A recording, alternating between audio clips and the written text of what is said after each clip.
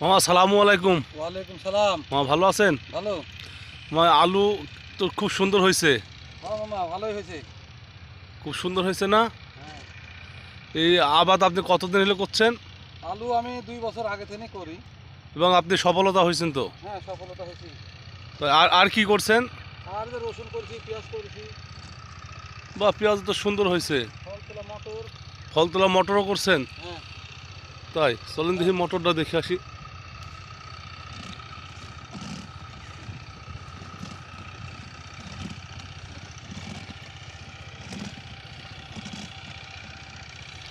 বাহ সুন্দর হয়েছে মামা।